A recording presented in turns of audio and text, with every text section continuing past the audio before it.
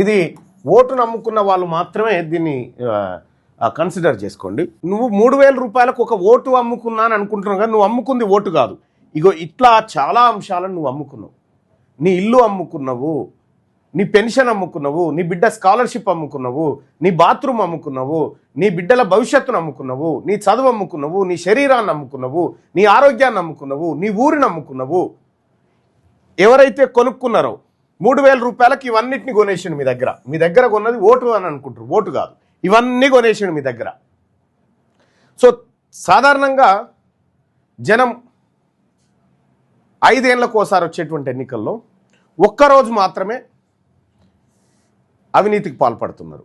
మిగతా 364 రోజులు ఉంటాయి కదా ఒక ఏడాదిలో, ఇట్లా 4 సంవత్సరాల 364 రోజుల పాటు చాలా నిజాయితీగా ఓటు అమ్ముకోకూడదు, ఓటు చేయకూడదు, ఓటు మనకి ఇది రాలేదు అది రాలేదు, మనం కొట్లాడాలి, ఇవన్నీ డైలాగులు ఉంటాయి.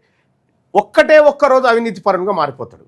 ఒకే ఒక్కరోజు అవినీతి పరునిగా మారడం వల్ల ఈ మిగతా రోజులంతా వీనికి సుక్కలు కనిపిస్తూ ఉంటాయి. నువ్వు పోయి నేరుగా అడగగలుగుతావా? ఇప్పుడు గెలిచిన అభ్యర్థి దగ్గరికి పోయి సార్ మరి మా దిక్కు నల్లాలు వస్తలేవు అని అంటే, నల్లాలా 3,000 ఇత్తిగారా నీకు ఓటుకు?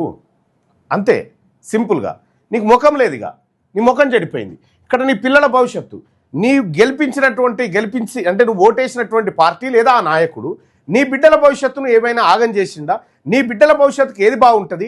ఎవరైతే నీ పిల్లల భవిష్యత్తు కోసం బంగారు బాట వేసే ప్రభుత్వాన్ని నడిపిస్తారు అనేటువంటి ఆలోచన. రెండోది నీ ఆత్మగౌరవం. ఎవరు కూడా 3,000 రూపాయలకు అమ్ముకుంది ఓటు కాదు, శరీరాన్ని అమ్మేసినాం.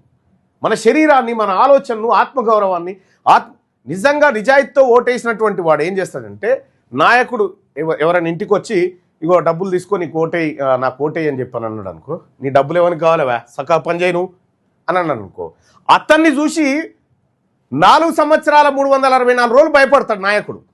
ఎవరు నిజాయితీగా ఉన్నోని చూసి 4 సంవత్సరాల 364 రోజులు భయపడుతూనే ఉంటాడు. 5 సంవత్సరాల పాటు భయపడుతూనే ఉంటాడు అతనికి.